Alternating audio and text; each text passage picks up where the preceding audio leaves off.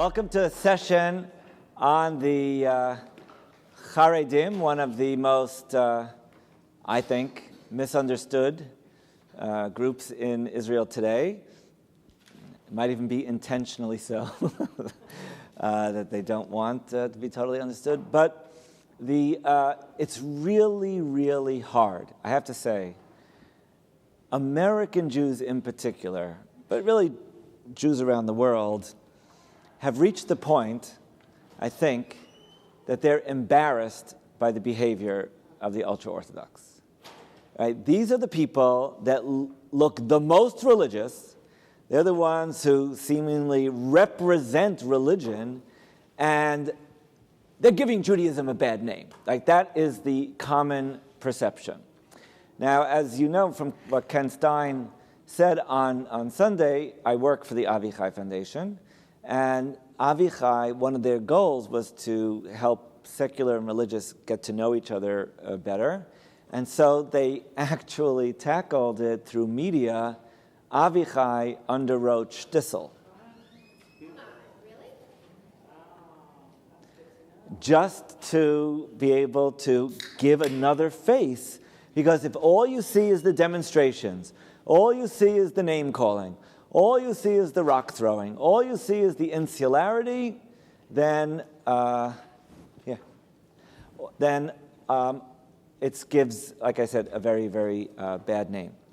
So what I'd like to do is to use our time today to unpack a little bit of the nature of the conflict, why it is so severe, how it's actually changed in the last 20 or 25 years, and especially in the last 15. I think, they're asking people to sit over here. So, here you go. Here, take some. If you could pass that, thank you.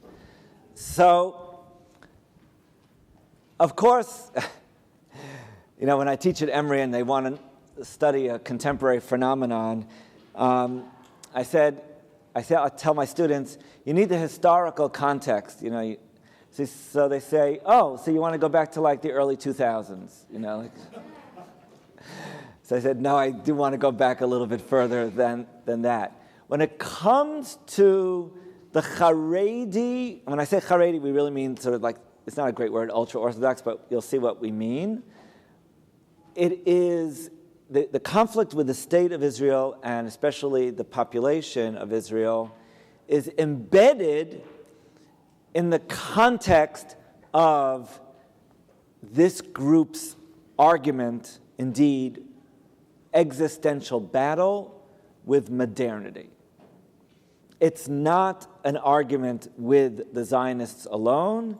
It's that the Zionists and Israel now represent modernity. And so I have to sort of roll back a little bit further than just the turn of the 19th or 20th century to give you some of that context. Ben, did you have a question? Could you just repeat that sentence one more time? What is the argument? We're going to unpack the argument, but the argument that the ultra-Orthodox have with the modern state of Israel is embedded in the larger struggle of the Haredim with modernity. Right, and particularly European modernity. Okay? And in some respects, this is no different than some other cultures and their groups' issues either with colonialism or modern Western ideas and culture. Okay? So we're going to have to move a little bit fast because time is short, but please, if you do have questions, raise them. Oh, and there's a handout. Is there another handout that people... You sure? Okay. I always like sharing the books that I use. Defenders of the Faith by Samuel Heilman. He actually did his research in primarily Israel. 10 years later, Noah Ephron, whom I met 2 summers ago, we had a great conversation. Real Jews. He comes from an Orthodox background. Secular versus ultra-Orthodox and the struggle for Jewish identity. And don't you love the title, The War Within, right? And this is a little bit more recent. For some of the maps, this is a book that's relatively recent that I want to share with you. A historical atlas of Hasidism. We're going to focus a little bit on Hasidism. but because there are so many Hasidim in the state of Israel, and they're part of the ultra-Orthodox umbrella. So I just want to point this out. It's very heavy, so put it on your coffee table. Do they still have coffee tables? I'm not sure. Okay, all right. So these are books that you may want to get for yourself. So pre-modern Jewish society. That's what when I say traditional Jewish society before modernity spreads and it comes to include the Jews. What did Jewish society look like? So if we had more time, I would ask you, before I would put the slide up, what do you think characterizes traditional Jewish society? So a lot of it was social, but some of it was legal, and it was certainly religious. So Jews stood out, right? Whether they were in Eastern Europe, Central Europe, Western Europe, Arab countries, Jews stood out in many ways. Their dress, their where they lived, their language, the way they were almost always bearded, the men, as opposed to Christian society. It was also semi-autonomous, meaning the actual government said you manage your own affairs in certain ways. It was hierarchical. The wealthy and the rabbis were at the top, and sort of everybody else sort of obeyed. And in some respects, this is no different than non-Jewish society.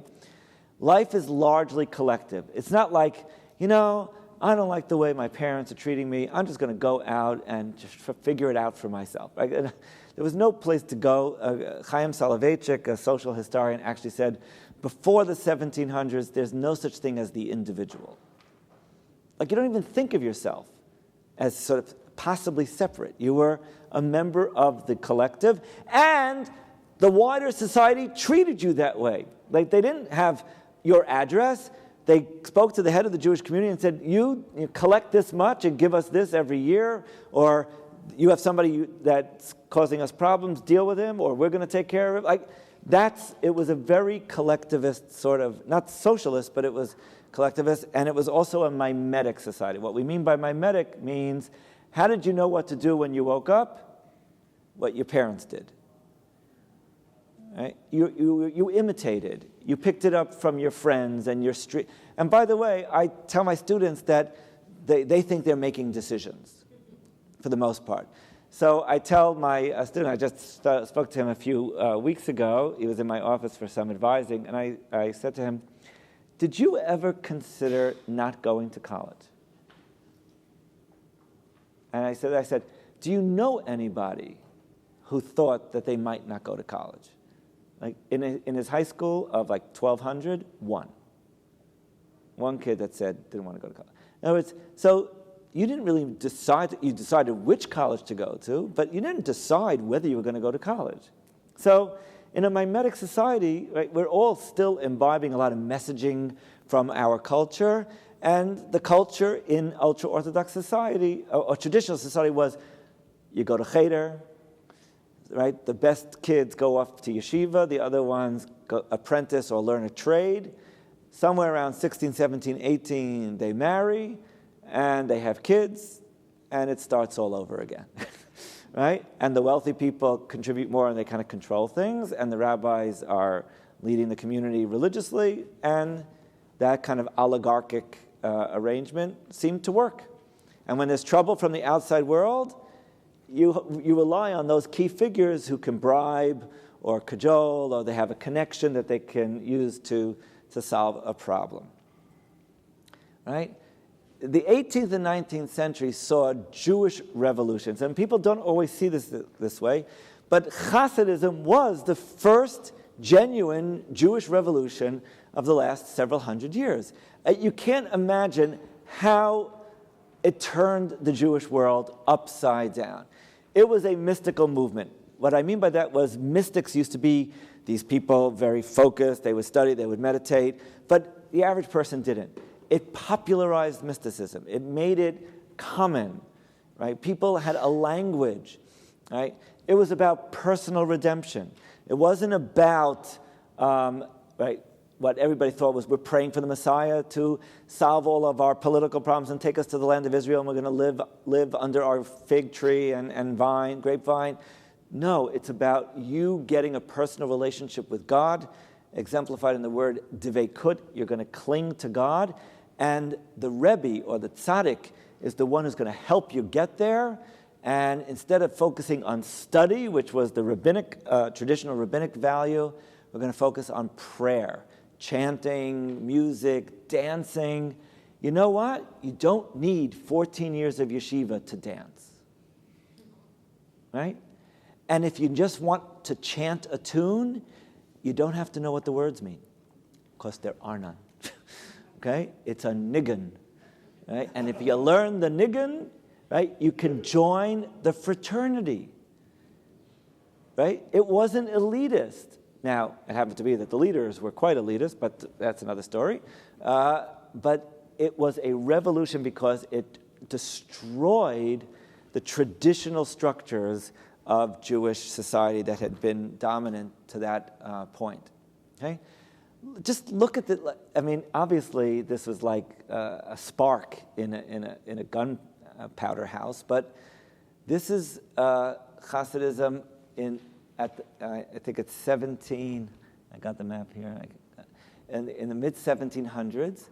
This is the late 1700s, and this is 1815. Right? Look how far it spread, and look how quickly. And all of these red dots or red squares is a separate form of Hasidic court.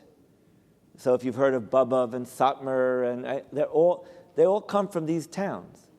So it was very entrepreneurial. You want entrepreneurship, don't wait for Silicon Valley. I mean, here it is. They were, and Hasidism could be entrepreneurial because it didn't depend on mastery of Talmud. It was, do you have a way to get closer to God?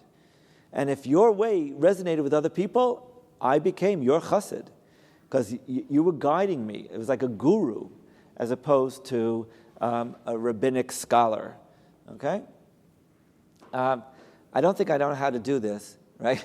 But on the bottom of this website, is there a way that I could click this? How do I make that happen? Can I make that happen? The bottom left link, I don't know how to do it, but I just found this on Friday when I was preparing again, so for the presentation. It's a video of how Hasidism spread, like year by year. Oh, look at that. They're up there. When did the tales of the Baal Shem Tov and other tzaddikim? They're actually written years later. Oh, expansion of, thank you. So look at that. The red dots are the leadership. 1815, 1860, 1913, 1937. Look, and that's mostly Poland. So I would say Poland is probably close to 70% Hasidic at the eve of World War II. Now, again, Hasidim doesn't mean you wore the dress always, but you affiliated with sort of that brand of Hasidism. Thank you very much, Rick. That's a big help for me. Okay, I don't want that, for sure not. Okay, thank you. Great job. Okay, so I just wanted you to see that that's a phenomenal spread. Okay? On the other hand, okay, there's another revolution happening more or less at the same time. All right, and it's Torah study for all. Not just if you were going to be a professional rabbi, which is what it used to be. Torah study, that is the redemption. That will liberate your soul. You want to get close to God, don't chant, don't dance, study Torah. And the more theoretical, the purer the study. Right? What did rabbis study? How to keep kosher in a kitchen, if I slaughtered it this way, very, very practical. Let's study, everyone should study for its own sake. Torah Lishma was what the Vilna Gaon developed, or actually his student. There it is. He died in 1797, and Volozhin was the yeshiva. It was not a big place, but the students who studied it really developed the modern yeshiva, and this is very important to understand. The modern yeshiva was intended, at least for the first few years, for everybody. And when I say everybody, of course, that means all males. We know. No, but the Mitnagdim, quite a few women studied with their fathers and got quite advanced in Talmudic study. They just didn't do it in a yeshiva, but they did it privately. And there was no objection.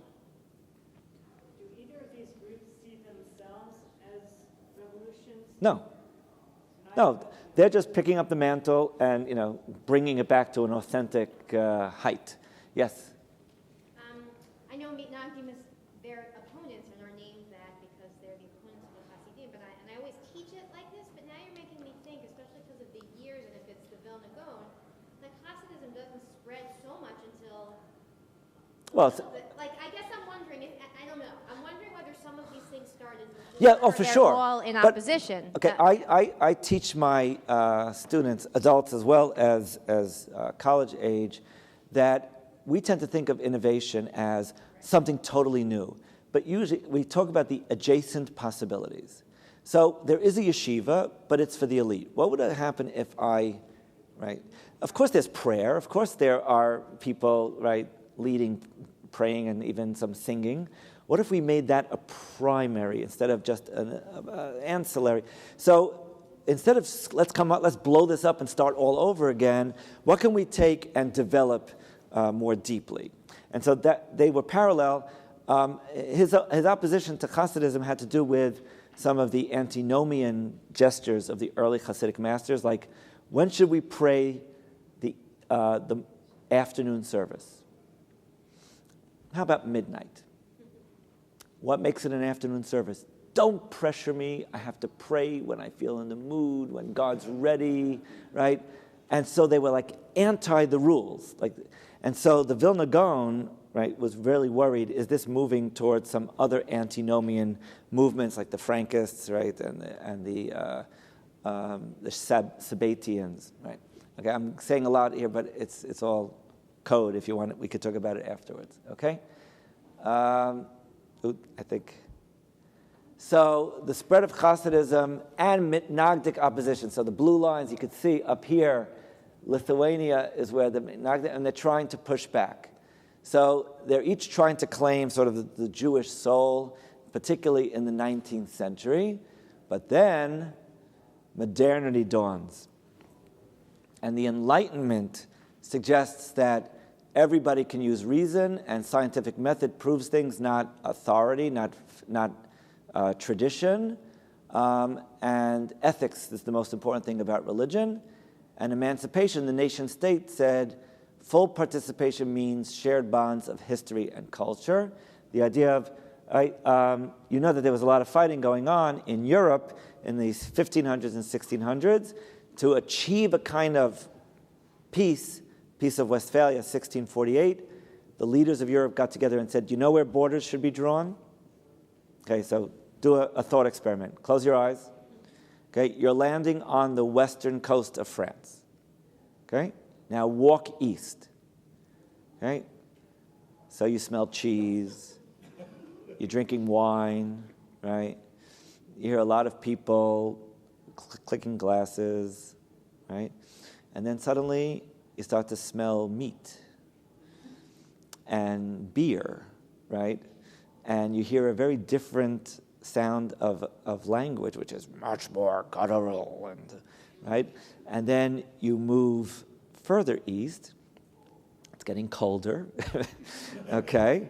And there's a lot more dirt around, fewer paved roads, and you're drinking vodka, right? Or you have the smell of vodka, and you get the point. In other words, rather than fight about boundaries, let's make the boundaries coterminous with nations. And what makes a nation? Common history, common language, right? Common literature. And the French will not encroach on the Germans because it's not their territory. And the Germans won't encroach on the French because it's just not their territory. Why? Because Germans don't live there and French don't live on the other side. And Alsace-Lorraine is a problem because both, right, live. That's the reason it's a problem. Right? So each person will have a direct relationship with the state as a citizen, and we're going to break up. You won't be a member of Protestants and Catholics. You will be French. that was the innovation of the modern nation state. But then the question, if religion and nationality are separate, what to do with the Jews? Okay? This is a double blow to traditional Jewish society. On the one hand, Enlightenment said your traditional claims, your biblical, rabbinic authority should all be challenged. And we know from history, from science, that religion evolves. And the nation state, right, emancipation, that was Enlightenment. Emancipation is saying Jews needed to give up their self-perception as a separate group, as a separate nation, right? And Napoleon actually convenes a Sanhedrin of Jewish notables, and he asks them, will you marry Christians? We hear that you Jews only marry other Jews. Oh, that was the Bible, the 7 nations, Canaan, right? But we can marry today, right? It may not be practical, but, it's not legally against our tradition. Will you fight in the French army? What does that mean? You're going to pick up a musket, and on the other side is a German Jew. And we're going to ask you to shoot another Jew. Are you a Frenchman shooting at a German, or are you a Jew killing another Jew? Oh, no. Loyalty to the state is already in our Talmud, right? We have to become full members, and of course we would fight and kill even a fellow Jew, because our connection to fellow Frenchmen is stronger than our connection to fellow Jews. Because we're not a community, we just happen to be Jews. I would tell you, honestly, Italy and Spain, I could easily imagine going to war. I don't know how successful either side would be, but it's not like, how could Catholics kill Catholics? Italians would kill Spain, right? Spanish would kill. I don't think of it as, how can Catholics pick up arms against other Catholics? But Jews really felt like they were a nation spread over a lot of other nations. And so, the religious adjustments, that's like a nice PC word, that are now called denominations. Reform, so I made a scale here for you, or an axis. This is the axis of enlightenment. Do you embrace enlightenment ideals, ethics, all that, or reject it? And emancipation is the x-axis. Do you separate from the host nation, or do you integrate fully? So reform is all the way on the top right. They embrace enlightenment fully. They believe in evolution, and a lot of things have to change in the religion. It's mostly about ethics. And they say that we're not a nation anymore. We're a religious community within the German state or the French state. And so we are fully citizens of the local. The historical school felt that that was going a little bit too far. We're still Jews, right? We still have some separate identity, even if we're part of a larger identity. And they didn't want to, they wanted to retain some traditional practices. The neo-Orthodox, that's Hirsch, that was mentioned in the last session. So this is the predecessor of the conservative movement. The neo-Orthodox we would call modern Orthodox. So Hirsch said we are a member of the German nation, but we also have a separate national identity, so that's why it's sort of closer to here. But Enlightenment, he was willing to reject some of the principles of the Enlightenment. However, the ultra-Orthodox form, according to historians, as a response to these religious adjustments. And indeed, who do you think public enemy number one is for the ultra-Orthodox? Zionism, too. Well, Zionism is not yet in the 18th, right? Because they're pretending that they're religious, right? No, you always want to differentiate yourself most from the people who look most like you, right? That's true. Like, I don't have to worry about differentiating myself from somebody really far away that nobody would confuse us. But we both keep kosher, we both go to shul, right? We both keep all the commandments, right? We both keep Shabbat, but yet they are part of the Enlightenment. Like that. They could fool you, and then you'll start to hear from them things about the Enlightenment. So historians actually claim It's a famous article by Michael Silber called The Emergence of Ultra-Orthodoxy, the Invention of a Tradition. We're the most authentic. We're the ones. We never change. Boy, did they change. It was unbelievable how much they changed. But again, they took that adjacent possibility. They took one position and they said, that's what we're going to do. Even though the people disagree with them, says, there's like 5 or 6 other opinions that are all equally legitimate, they made one the new orthodoxy. Okay? And they make this rule, all change is forbidden. Why? Because it was so hard to fight reform by saying, well, we disagree to the degree, but not in kind. No, we got to say, they're changing everything, we're changing nothing. We're doing it exactly the way Moses, right? One of my teachers said he once ran into a Hasid in Jerusalem, and it was already sundown on Friday, and he was looking for a shul. And they were standing in front of a shul. So he said, what's wrong with this one? He said, they don't pronounce Hebrew in the Hungarian way. So he said to him, it's really late, don't you want to go? He says, I have to pray there. So my teacher said to him, do you think Moses spoke in a Hungarian accent? And the guy said, absolutely. No, because you have a historical consciousness and you understand that these things change. But it's presented to them as that, if Moses came down from Sinai once again, he would be dressed as a Hungarian chassid. Because that was the authentic tradition, right? So all change is forbidden. The claim that tradition has not changed and secular education contaminates. But didn't Maimonides study philosophy? But he was exceptional. It's not for every person. So secular education is suspect, right? Neo-Orthodox said they created you've heard of day schools, I assume, at this conference, right? The dual curriculum was started by the Neo-Orthodox. Hirsch started in Frankfurt, the real Schule, right, where it had Judaics for part of the day and secular studies for the rest of the day. They studied Goethe and history and chemistry, and he wanted the Talmud teacher to teach science. Right? No. Secular education. And this is what's going on now in Brooklyn, with these yeshivas that they're not giving a basic education. Because they said, you'll work it out, you'll figure out the math, right? You'll go into business, how much, right? I just want to point out, it's a sad state of affairs today. I now regularly ask my students at Emory who are graduating, do you correlate a college education, not a diploma, an education with success in life? They don't. They say it's a necessary step because that's our society. But what we learned here, if they're not pre-med, right? They think success in life will be charisma, street smarts, business acumen, coding. You can go to a technical school and learn coding. You don't have to go to Emory and pay $60,000 a year to learn coding. No, there's a real crisis of why the university needs to exist. And Charlie's nodding his head, so I know I'm right. Okay.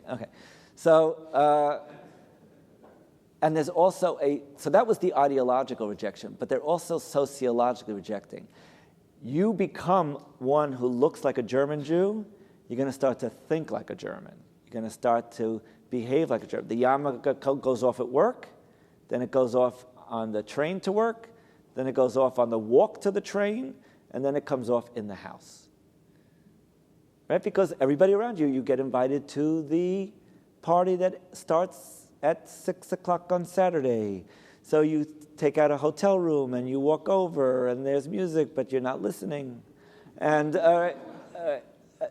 it becomes really hard. Do you go to the Christmas party at the office? It just starts to seep in. So they insist on insularity. And that means, I just need to say it, this is sociological, it has nothing to do with Jews. You valorize your own community. We are the greatest, we are the best, we are the purest, we are the most sublime, but you have to demonize the other. Because if you don't want people leaving, you got to say, why would you even go there? you'll be ruined. Right? And this is a real issue that goes on today. Not only do you demonize non-Jews, you also demonize non-religious Jews. It's not legitimate. It's not an option. The majority of people who leave the Hasidic world do not even embrace conservative or modern Orthodox. They go totally secular. Because if you can't have they grew up with the ideal, the only way to be Jewish is to be like that way. So if I can't be that way, if I have a problem with it, then I'm just going to be nothing. Because they're taught in an all or nothing. And this is a response. They weren't taught all or nothing in the 1700s, but this is a response. And the socialization becomes very important. Emphasis on Yiddish, dress, keeping the names, and even seceding from the community. Seceding from the community. We're not going to be part of the larger Jewish society because then we'll have to share and we'll have to compromise. We want to be purist, and that means we have to do things our own way. Okay? And these were all established. You read this article. It's a long article, about 60 pages, but it's phenomenal. All the major policies of the ultra-Orthodox community were set up in the 1850s and really 1860s. Okay? So that's what Europe looked like in the mid-1800s. So you had reform on the upper right, but the ultra-Orthodox, they don't want to be part of the host nation. They insulate themselves culturally, but Enlightenment, they reject everything. Right? And again, you could be a business person without becoming somebody who believes in evolution. Right? They don't go together. Right? So, yes. Well, and actually, that's a good point. Thank you for mentioning it. The common enemy of modernity actually drew the Hasidim and the Mitnagdim into closer and closer quarters. So, for instance, this is somewhat remarkable. The person who started Daf Yomi in 1923, Meir Shapira, he came from Hasidic lineage. And it's to study Talmud every day, that was not the way, right? Hasidim didn't all study Talmud. So they call it the yeshiva-sization of Hasidism and the Hasidicization of the yeshiva world. Okay, so you can see it today. More and more people from the yeshiva world wear payas now. When I grew up, that wasn't the case, and I grew up in Brooklyn. I was in the heartland, right? So, and now it's very, very wearing all black and white. It used to be, you could look at the pictures from the 1920s and 30s, the yeshivas in Europe, gray, blue, like fedoras, not all black. No, now, right, and mostly clean shaven. Right? So, very, very interesting to see that development, right? We are going to get to our topic, I promise, right? So this is just a good summary. The Haredi sources, Haredi means ultra-Orthodox, Haredi sources, resources to combat modernity, yeshiva for all. So now it was a place not just for the elite, but to, that idea that everybody should be studying was extended to women, the Beis Yaakov movement, insular and separate educational system, and investing rabbis with even greater authority, not just in their area of expertise, but they can tell you about politics, they can tell you about science. Trust them for everything. Why? Because the experts on the other side were challenging the fundamentals of the religious worldview. Socially, tight-knit communities from the Hasidim, social safety net for members. You start to do things your own way. Let the other world take care of you. We're not going to take care of you anymore. So that's a kind of way to keep people in. And Hasidism, the uniting role of a central figure. Many yeshivas now, their head of the yeshiva is almost like a chassid. People will go get a blessing from the Rosh Yeshiva. Right? They didn't give blessings. Rebbes did blessings. But now they're giving out. It's a very fascinating thing to watch. And culturally, greater emphasis on conformity within the group. And I want to tell you, they have a parallel society you wouldn't believe. Newspapers, websites, downloading audio, right, of things that reinforce their worldview. They don't want you going straying to other websites. Kids' books, cookbooks, comic books that are all consistent with the messaging, because they don't want you going to Spider-Man, with great power comes great responsibility, right? They wanted to give the messages with great study of Torah comes great power. Like that. You want that to be the message of the comic book. And even in Eastern Europe, there were actually religious parties in the Zionist Congress initially, and in the Polish Sejm, that's their parliament. Okay? So what about Zionism? Well, if we had more time, I would ask you to discuss, given Zionism's goals and values and ultra-Orthodoxy's goals and values, what do you think the Haredim would say about Zionism? What is Zionism's major goal? Say a little bit more, please. But more, could you expand on that? Take the. I just think that it's to establish a Jewish state, to have it be, you're saying everything in the ultra-Orthodox society, the intellectual, social, cultural, political, it's all based around the ultra-Orthodox society. So Israeli society is all based around the Jewish need, the Jewish homeland. Of sovereignty, yeah. Right? And ingathering of all groups. Anything else about Zionism?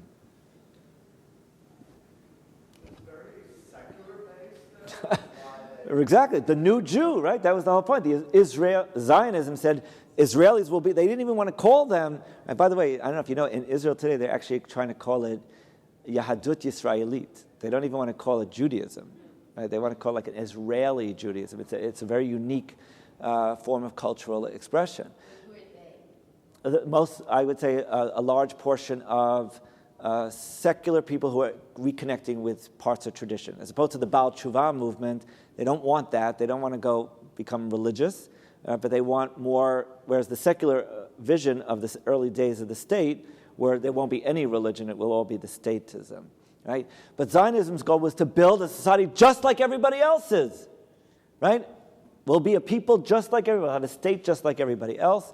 And according to Enlightenment ideas, right, democracy and militarism to defend the borders, and this is in no way consistent with the Haredi attitude towards the Enlightenment or towards emancipation. Okay? Now, I would point out, being in Eastern Europe affects one's view, right? So there's the Zionism of Eastern Europe, which was very nationalistic, whereas the Zionism of Western Europe, like Herzl, he wanted to continue reading, German in Palestine. Like he did in der Judenstaat, in the Jewish state, he writes, he imagines it'll be like a Switzerland where, some areas are speaking German, some are speaking Italian, some are speaking French and reading, right? And he thought there would be cantons of Jews. He just didn't understand. That's why Echad Ha'am opposed his vision. But being in Eastern Europe, the Jews were kind of separate anyway. One second, Ben. But there's another thing. What kind of Judaism? Sorry, let's go back. The denominations that I refer to, Reform, Historical School, Neo-Orthodox, where were they primarily? Germany, Western and Central Europe. In Eastern Europe, what kind of Judaism was there? You saw that picture of Hasidism spread. It was primarily Haredi. So when the Zionists are developing their idea, the Judaism or Orthodoxy that they imagine is the one that they grew up with. They didn't know about reform. Ehud Barak, when he became prime minister, came to New York, and the head of the reform movement and the conservative movement met with him and said, we want religious pluralism in Israel. He says, well, what do you can buy pork now in Israel. What's the big deal? He didn't understand. He just says you can do what you want in Israel today. It's not like the Orthodox controlling everything like they once did. Because he thought religious people did things one way and everybody else was just compromising in Western ways. So the Eastern European view was that if there's going to be religion, it should be ultra-Orthodox, and that's, by the way, much easier to reject. Because we don't want that lifestyle. Go ahead. Use the mic, please. Did the ultra-Orthodox even want to, at that point, go back? Isn't that change in a way? No. They wanted to stay. They wanted to stay in Europe, but they strongly condemned Zionism. But then World War II happened, right? And then now what are you going to do? There's very few of us left, right? And we can go to America, which is a highly assimilating, or we can go to, those are the only two options realistically. Okay? So I just want to highlight that the essence of Judaism was the Jewish people observed the Jewish religion. Modernity split that, bifurcated it, that you can imagine being a Jewish people or being Jewishly religious. So Western Europe adopted this. We're French, we're German, and we practice the Mosaic religion. Or in Eastern Europe, we could be nationalistic. We're an ethnicity, or we're a people, we're even a race, but we don't have to be religious. So religion and peoplehood are separable in the modern sensibility. Okay? And the fifth Lubavitcher Rebbe actually said, hence, in order to implement their idea, the Zionists must distort the essence of Jewishness in order to get the Jews to assume a different identity. Torah was the essence, religion, and they want nationalism, which is opposed to that. Okay? So look at the different views. Okay? So what is the essence of this Judaism? For a Zionist, the essence is the Jewish people, and we need a homeland and a state. So to create the new Jew, Hebrew language, where does it take place? In a school system that speaks Hebrew and a press that writes in Hebrew.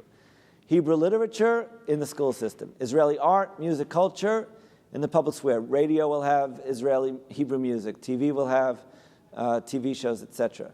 Formation of a political entity, state building, Jewish agency, and then the Knesset. Military self-defense. This is all, a people needs self-defense, it needs a political entity, and it needs a collective peoplehood, and that was the kibbutz. But if we go to the Haredi, right, what are they going to demand? Is that we know you're trying to create this framework that's just going to suck our children and steal their souls for your Zionist vision. So we want a separate educational system called chinuch atzma'i. By the way, atzma'i means independent.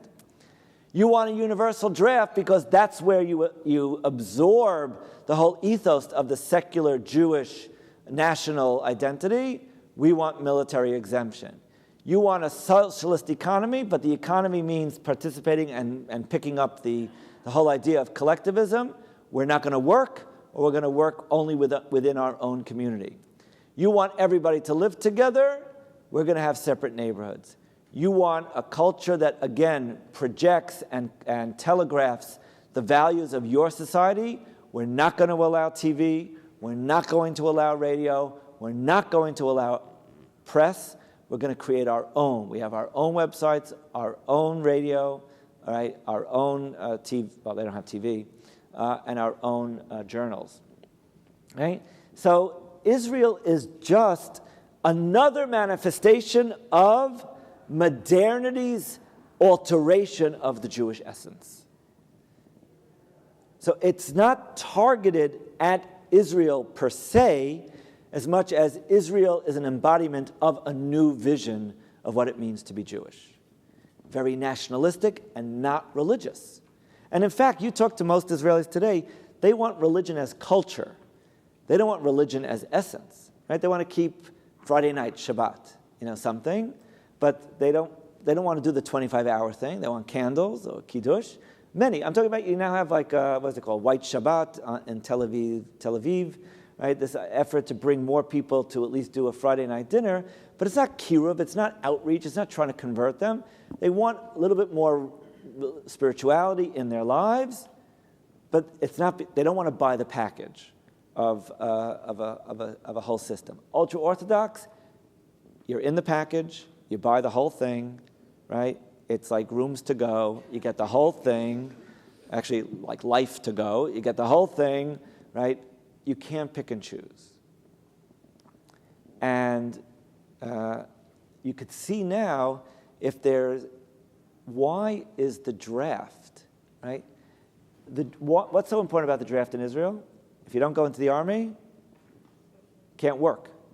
Right? That's the rule. Right? Only if you're not drafted, if you don't serve, then you can't work unless you have a very unique exemption. So B and C are right away off limits. Because we don't want to go into your army where our kids will adopt your worldview. Well, then we're going to give up on work also. Okay? The status quo agreement with Ben Gurion allowed, by the way, with an ultra-Orthodox leader, fascinating background to 1947. Do you know why Ben Gurion had to go to the ultra-Orthodox? Because the Human Rights Agreement by the UN after World War II was that religious rights needed to be protected. And the ultra-Orthodox, when the UN came to Israel, the ultra-Orthodox said, we're worried that the secular Zionists will take away our religious rights. So before they would approve the partition plan in 1947, Ben Gurion had to give a guarantee that they would protect the religious rights. Huh? 400. That's the exemption for the military, right, to be in yeshiva. But look, marital affairs, to prevent a rift, right, all marriage and divorce will be by Orthodox law, education. This is all part of Ben Gurion's letter to the World Agudat Israel, which is the ultra-Orthodox organization. But there's Can I still... ask a question? Yeah, sure. If they don't have to serve in the army, what's the explanation for the hateful behavior towards soldiers walking through the neighborhoods? We'll get there. Oh, okay. It wasn't always that way. It's only more recent, okay? So, immodest clothing, my first trip to Israel was 1977. I was 12 years old. 14 years old, and saw this right away, right away. So, it's a long thing. Again, they're trying to prevent exposure. This would be like a filter on your browser, right? We don't want anybody coming in who looks different, right? But this makes the Haredi lifestyle and society unsustainable if you don't work, and it's grown by. So the solutions to ultra-Orthodox unsustainability, okay, are. Look at this, and this, by the way, is not only true in Israel. Maintain citizenship for social benefits, right? The growth of ultra-Orthodoxy in America was due to the Great Society under Lyndon Johnson. Food stamps, welfare, right, disability insurance, all these things that, Medicaid, all enabled the growth of the ultra-Orthodox community. Men study, indeed, but the women work. So that's a workaround, no pun intended. Political participation, you enter coalition governments in Israel to negotiate their needs. Government funding, you have to secure that. Right? And that's, by the way, that's Shas. Shas says, land, no land, peace, no peace, we don't get. Are you funding our schools? As long as you're funding our social services and our schools, we're happy to vote however. But that's their ideology. Their ideology is self-preservation. It's no different when interest groups negotiate or lobby Congress for their particular interests. Right? They're not interested, for the most part, in the whole. Religious vocations are acceptable, so they occupy a lot of the positions in the kashrut and rabbinical courts, and they accept a lot of charity. Right? They do accept a lot of charity. Okay, so if you're going to be in a coalition government, that means you're getting into bed, so to speak, with the enemy. And this is what you were asking about. The government under different leadership has tried to pass a law that would not allow the wholesale exemption of all Haredim, that some would have to serve. And they created even areas in the army called Nachal Haredi, so that they could serve. But again, if the army is seen, right, as a way of indoctrinating, right, the army is going to indoctrinate, then, all right, this is the picture that you're talking about. Because the Tal law actually had quotas of how many Haredim need to be drafted every year over a 5-year period, increasing numbers, that looked like and reminded them of like the Tsar coming in and, we need certain people for our army. And that would mean the end of, look at these poor kids, they're running away, right? And the Israeli army is coming to snatch them. Because in their worldview, army means not religious anymore. That's the fear, okay? And here's pressure, right? That the two different people in the religious, one from Shas, the other one from Degel HaTorah. They're squeezing Netanyahu to get as much as they can out of him. That's obviously, this is not from the Haredi political cartoons.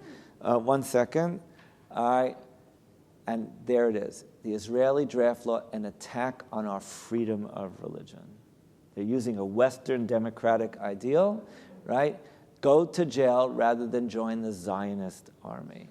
And now these are a fringe, but again, they get a lot of attention in the media. But I think overall the society is built on the pillars of non-participation in the wider Israeli society. But nevertheless, we see signs of change. So I think there was a big change. A Haredi member of the Nachal Haredi, a soldier, was killed last year. And the number of ultra-Orthodox who attended his funeral was in the hundreds of thousands, which means they're starting to warm to the idea that members of their community could, again, it's not universal, but he had a real outpouring. This is a Haredi high-tech training, right, to begin working.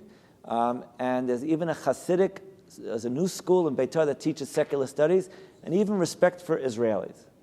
No, I just, maybe Rich will be able to help me with the video, but I want to take a question from the back. Yeah, no, it's just on the translation on the top cartoon. If you can just go back. Can you just translate that? So Shomrim al Nikayom, we're trying to preserve the cleanliness, right? This area is free of mechardakim. It's a chardakim.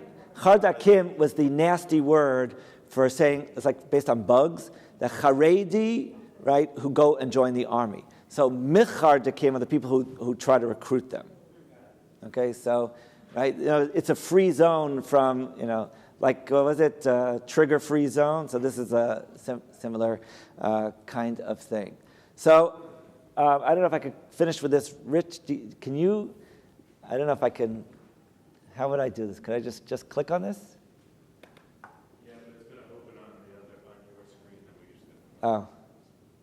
I don't even know if I have audio on this. I just opened it up. Yeah, if you could play that. Sorry, one moment, please. I don't know if there's audio on it. Well, I think there's this is a fascinating young man. He opened up his own school. These are all, as you could see, Hasidic kids. It has what you call it? It has captions. So it's Israel Memorial Day. And I want you to tell me how this picture, take a good look at it. Ooh, if you can. And it's a kid crying on his father's grave, a soldier who fell. And he's asking his students, how do you think this kid feels? Why is he doing this? It's really, does anyone want to tell me, right, what this picture makes you feel personally? What does he feel like when he looks at this picture? And the kids are opening up. Yes, now I feel pity for that boy in a way. It's Yom HaZikaron. Right? I also share in his. It's trying to empathize to break down some of the barriers, and he also teaches math. It's a really sort of, and this is the early adopters, whatever. There's the entrepreneurs. They're the ones who are doing something really out of the box. And I think it's going to spread. He's kind of helpless. He's just laid down in the grave, and he doesn't understand. But try and think about a little boy whose father went to war. Why did he go to war? So that many people would be able to study Torah. Like to try to create a gesher, try to create a bridge. It's not, and you can see there's no girls there. This is not co-ed. It's not like. This is recent. Yeah, this is a few years ago. This is 3 years ago. Is this in Beit Shemesh? No, in Beitar. So you can imagine this guy's become the darling of the press, but he really wants to start a movement. No, he wants to start a movement. He wants to create a reshet, a system of these schools. He's a very unique. Too. He was a member of Knesset for Yesh Atid, right? No, that's not Dov Lipman. Oh, this isn't Dov No, Lipman. Dov Lipman has it on his Facebook feed. Yeah. Oh, I see. I saw his name. It just shows that there are people who are trying to break down some of the barriers, right? But it is a cultural struggle, really, what's going on here. And let me tell you, the secular, quote-unquote, Zionists are not ideologically secular as one. Like, do what you want. Like, we'll leave you alone, you leave us alone. And that mitinut, that moderation of the secular ideology of Zionism has also made it easier to work with them because they're not trying to secularize the Haredim. They just want them to participate and share the burden. That's a very different thing that we want you to become less religious. Now, it does happen that some kids become less religious, but it's not the program. Whereas I think in the 50s, I think most secular Israelis that ran the government, they wanted to get rid of this diasporic Judaism that reminded them of Eastern Europe and create a new Judaism. I think it was much more militant in that way. Right? And he did this brave act instead of saying... Yeah, it's interesting how he brings the Kiddush Hashem. Yeah, exactly. Suicide, and wow. No, I just think it's a real innovation. You should go to, you can find it. It's all over the web now. So I wanted to close with that because it is showing signs of moderation. I leapt over a lot. I apologize. So I'll take any questions that you might have about this. Yes, go ahead. Well, I have a thought as well as one that I wrote down.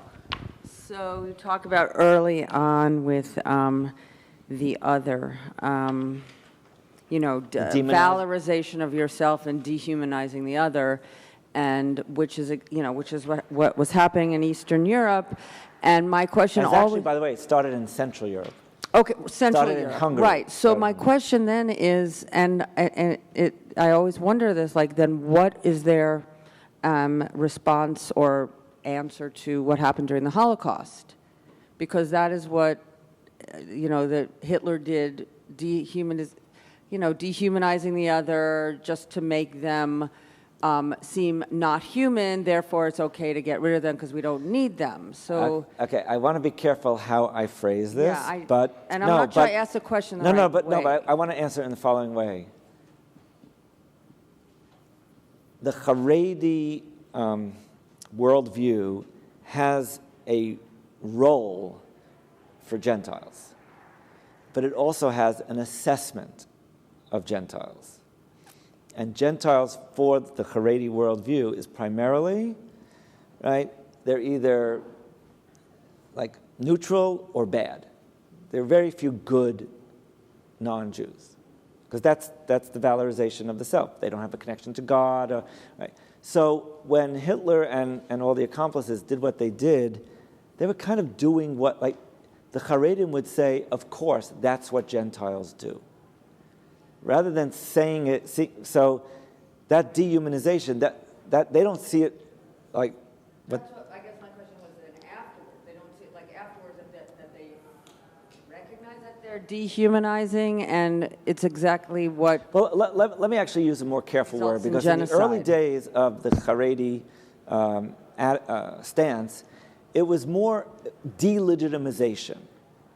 Whereas dehumanization, I would say, is like what happened in Rwanda. They're cockroaches, and really what happened, and Jews aren't humans, whatever. They're not saying Reform are not humans, but they are saying Reform aren't Jews. They have no legitimacy, right? And they use some nasty words in that, like no different than a monkey. Like they'll say that. Unfortunately, that's what they might say, but they're not doing it because they want to launch a program of destroying Reform Jews. They're just not in their world at all. They don't figure in at all. So I should probably change the slide to say delegitimate, but in general, the enemies.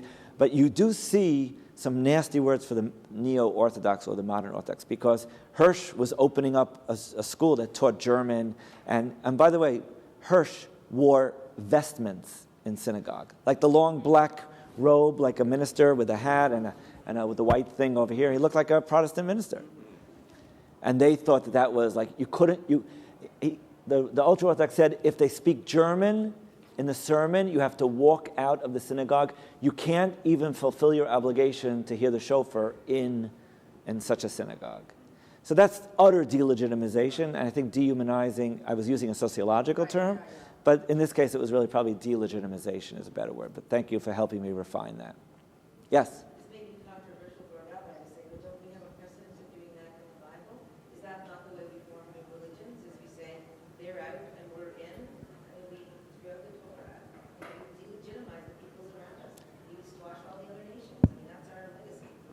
I think rejecting is probably the clearest. I think you're right about the 7 nations, although Maimonides is the sole voice who said all the 7 nations of Canaan were offered peace, and they could not fully convert, but they could accept the God of Israel, and then they would be left alone. It was the fact that they continued to embrace their idolatry that forced their destruction. That's Maimonides' view. But you're right. But I would say the rabbis did a great job rendering all that moot, right? The famous position in Brachot 28a that, right, Bas Sancheriv u'bilbel et kol ha'umot, that Sancheriv came, right? So all of those racial laws from the Bible no longer obtain. So the rabbis took us really far in not seeing the world that way. But you're right. But I think the fact that the rabbis liked their rabbinic Judaism, they were nervous that the valorization of the Bible over the Talmud would lead to loss of nuance, an embrace of militarism, all that kind of massacring. And the ultra-Orthodox response to Sabra and Shatila was echoed more what went on in the Arab world than what was going on, right? Like, you see what Zionism leads to? It's a critique, you can't ignore it. Well, thank you. I think we reached our time.